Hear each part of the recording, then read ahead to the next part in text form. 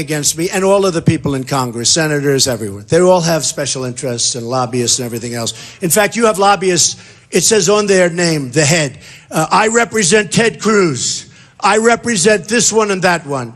In all fairness, Jeb had Woody Johnson of Johnson & Johnson is his top fundraiser, his top campaign finance chairman, right? Woody Johnson, pharmaceutical. Okay.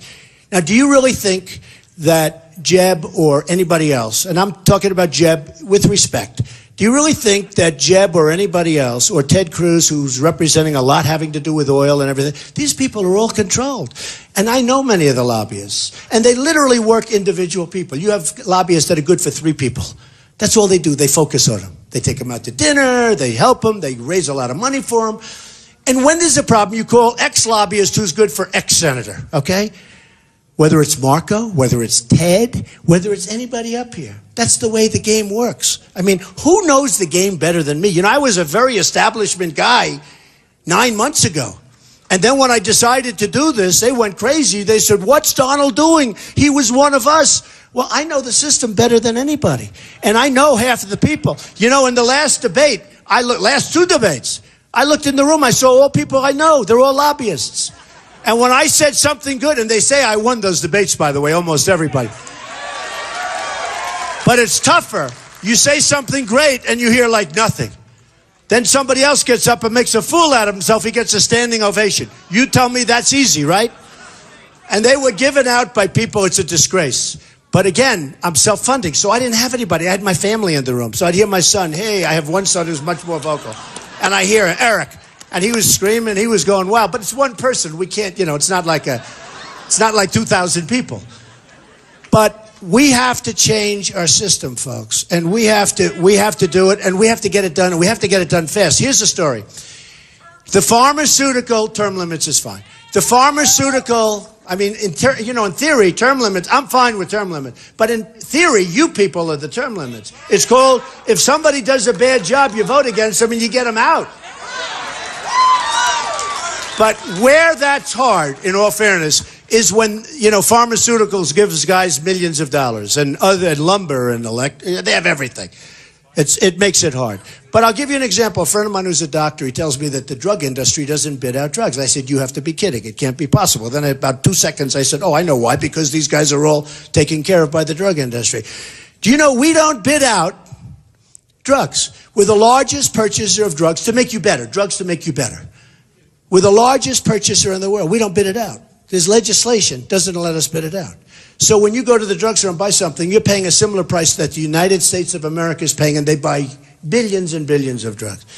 If we bid it out, we could save over $300 billion a year. So when Woody Johnson, who's a nice guy, he has great real estate. He bought an apartment in one of my buildings, right? So when Woody Johnson and all these people, when they come to me and they say, Don, would like to see you, they didn't give me anything. I don't want anything. It's so important what I'm telling you, because they have total control over these people. $300 billion. I mean, think of it. Do you believe the kind of numbers we're talking about? Now, multiply that times many times, because in our military, and you've seen it, I've seen it ever since I've been a young guy, you have people buying, I'm still young. I feel young, I tell you. I feel young. I feel better than ever. Do I have a choice? Do I have a choice? No, I feel better than ever. That's very important. My doctor wrote a very strong note. You know, everyone's saying, could we have it? He said, he's in the best shape of anybody I've ever. This doctor went a little bit overboard. In fact, people said, did you write that letter? I mean, that's. No, I feel very good, I have to tell you. And if you don't, and this is what I mean by the energy. Hillary needs energy because we have made so many mistakes. We have made such bad deals. We have to correct all of this stuff, whether it's in trade, whether it's in war, military. How often do you see where we're ordering the wrong airplane? We're ordering stuff we don't want. The reason is that those companies are better politically than the companies whose product we want, okay? That's not going to happen anymore, folks. It's not going to happen. We're going to get, I've seen it over the years. We're ordering aircraft that the generals don't want. We're ordering things that we're going to get the stuff we want. We're going to make our military so big and so strong and so powerful. Nobody is going to mess with us. Nobody. You know, Hillary Clinton made a statement not so long ago. Oh, she made another one about 4 weeks ago about sexist. She, believe me, she had a rough week with her husband. The last person she wants to run against, by the way, is me. Chuck Todd, a very nice guy for NBC. He said, I was told that Hillary Clinton would most like to run against Donald Trump. Okay? This was after that big weekend, the bad weekend that they had, right? And I was told personally that Hillary Clinton would most want to run against Donald Trump. I was told that on good... I called him. I said, Chuck, let me explain something. Here's the way it works. You know, we're playing chess here at a high level. When they say they want to run against me, that means they don't want to run against me, okay? Get it through your head. And the Q poll just came out. I beat her. The USA Today poll just came out. I beat her. And in all fairness to beating her, I haven't even started on her. The only thing I did, I haven't even started.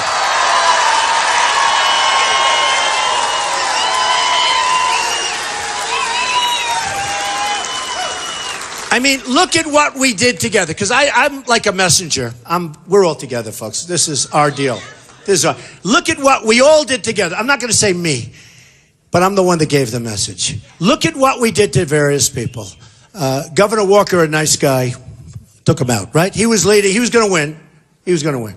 The governor from, as you know, Texas, nice guy, right? Governor Perry, very nice guy. He made nasty statements about me.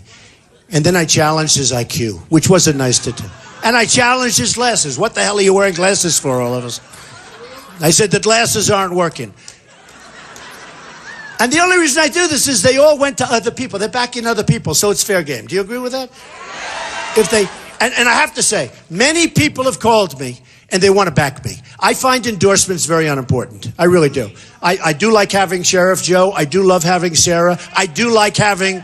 I really love having, as you know, Jerry Falwell. I think he helped me a lot with evangelicals, right, in South Carolina. I think he helped me.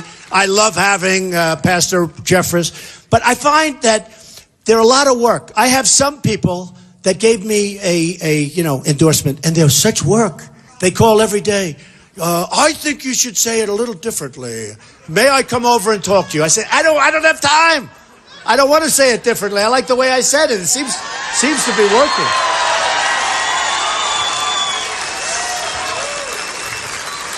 But think of what we have done. So Walker was going to win. He's gone. Jeb was going to win. Jeb was going to win. Hey, Jeb is gone.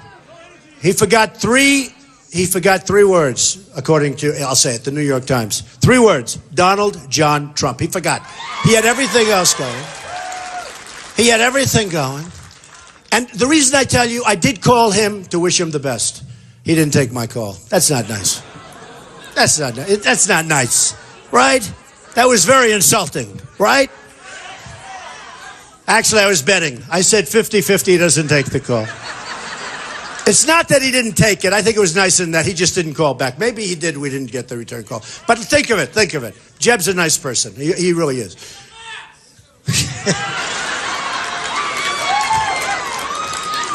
I have, you know what else I have? I have the toughest people. I have the smartest and I have the toughest. Think about this clown senator we have, Lindsey Graham. He was so vicious. He went on television. He's shaking. He's discussing me. He's shaking. He's our guy. He's going to tell us what to do. He's been in there forever. He's going to tell us how to win the war with ISIS. He is so wrong. It's almost you have to do the opposite of what he's saying to win. He's going to end up getting us into World War III. He's been there. I know more than anybody. I've been doing this for many years. That's right. We've been doing it for many years. And look where we are. It's worse than ever. It's worse than ever. I mean, the hatred this guy has. So he started out at 6 or 7. He went down to 0. And, in his own state, I was at 40. And he was at 1. I said, I don't think I want his endorsement. Do you agree? He brilliantly endorsed Jeb Bush. A week later, Jeb Bush was out of the race. No.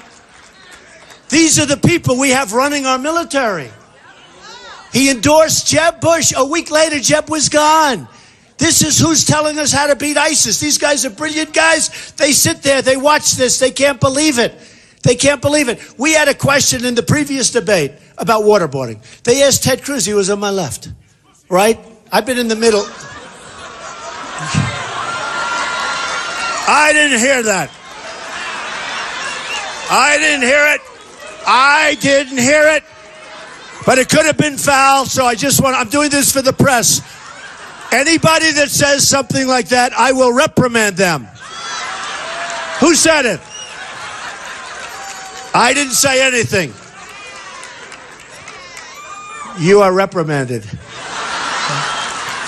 Okay, that's a very light reprimand. I didn't say it. They'll say now, remember when somebody in New Hampshire shouted out something about Obama and they thought I was supposed to defend him and it went a whole thing and I went like, because I didn't say anything. I said, I didn't do anything. So if I don't do anything, they go after me. If I do something, they'll go after. So I'm reprimanding you, sir. Officially. That's official.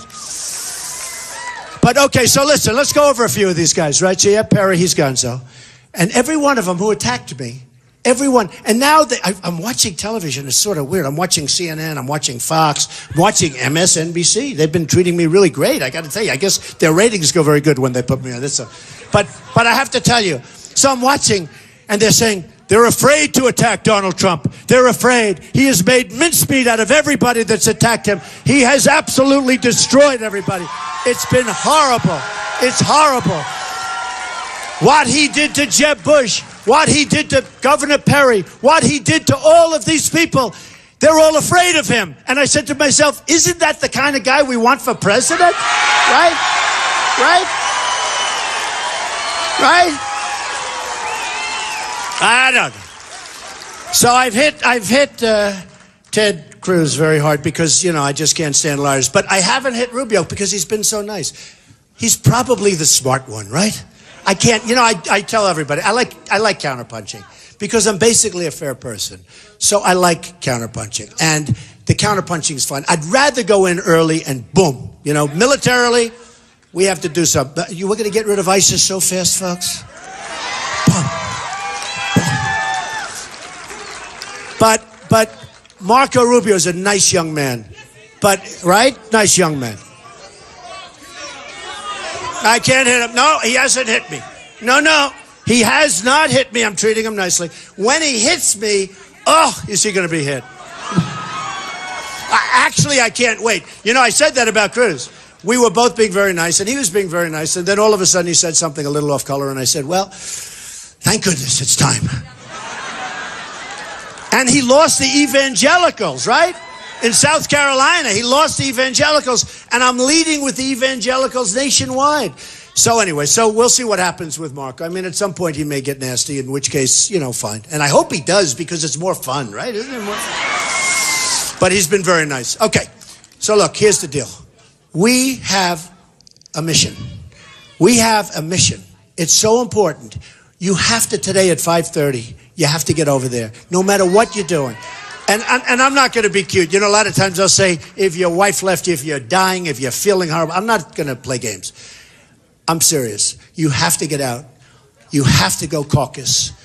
And to put it in our language, you have to go vote, essentially, okay? You have to go. Keep your eyes out for dishonest stuff.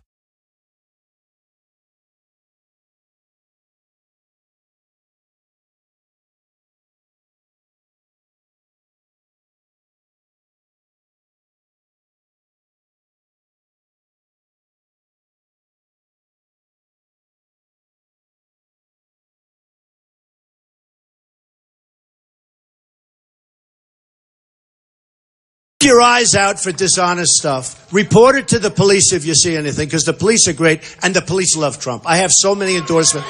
Even the guys outside. Where are the police? They love Trump. And I love the police. The police are treated not fairly, folks. You'll have one bad act out of millions of acts, and it ends up being on network television for 2 weeks. The police, we really have to pay them thanks. They have been amazing. But report them. If you see something going on that's fishy with the paper ballots, report them to the police, and they'll take care of it, believe me. But I just want to thank everybody. We're going to do something that's so great. We're going to start winning again. We're going to win on trade. We're going to win with the military. We're going to knock out ISIS fast. We're going to win at the border. We're going to win in so many different ways. We're going to win with education. We're going to win with health care. We're going to knock out Obamacare. We're going to come up with something so much better, so much less expensive. You're going to be so proud of it. You're not going to be giving it up. You're going to be rushing to get it. We are going to do so well, and we're going to win, win, win again, and we're going to make America great. So get out there today. I love you. I love you, folks. I love you. Thank you.